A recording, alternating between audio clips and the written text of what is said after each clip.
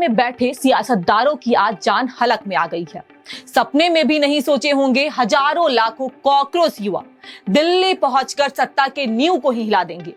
जो लोग एसी के कमरे में बैठकर ये सोच रहे हैं कि इस प्रदर्शन से क्या ही कुछ हो जाएगा, ऐसे हजारों प्रदर्शन हमने देखे होंगे।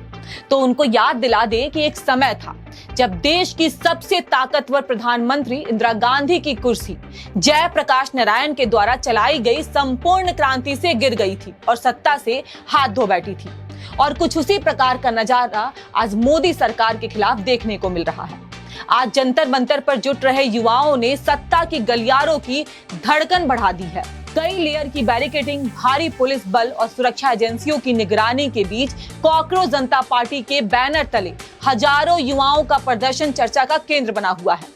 सवाल उठ रहा है कि क्या यह सिर्फ एक विरोध प्रदर्शन है या फिर आने वाले समय की नई राजनीतिक कहानी की शुरुआत। दिल्ली में सुरक्षा व्यवस्था कड़ी कर दी गई है क्योंकि जंतर मंतर पर कॉकरोच जनता पार्टी के बैनर तले बड़ा प्रदर्शन आयोजित किया गया है।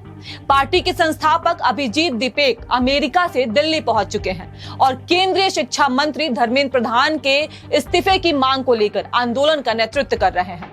पुलिस ने प्रदर्शन की अनुमति दी है और इलाके में कई स्तर की बैरिकेडिंग की गई है।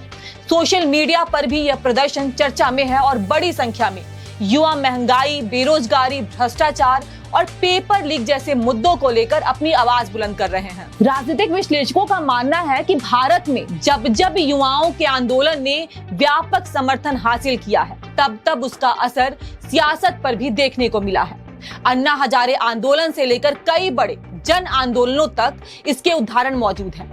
आज जंतर मंतर पर जुटे यह भीड़ सिर्फ नाराज युवाओं की भीड़ नहीं है, बल्कि उस व्यवस्था के खिलाफ उठता हुआ जन आक्रोश है जिसने वर्षों से युवाओं के सपनों को बेरोजगारी, पेपर लीक, महंगाई और भ्रष्टाचार की भेंट चढ़ाया है। सत्ता के गलियारों में बैठे लोग अगर इसे एक साधारण प्रदर्शन समझने की भूल कर रहे हैं तो इतिहास उन्हें चेतावनी देता है कि जनशक्ति के सामने सबसे मजबूत सिंहासन भी टिक नहीं पाते। बैरिकेड, पुलिस बल, सुरक्षा घेरे जनता की आवाज को रोक नहीं सकते। जब युवा जगता है तो सत्ता की नींव तक हिल जाती है।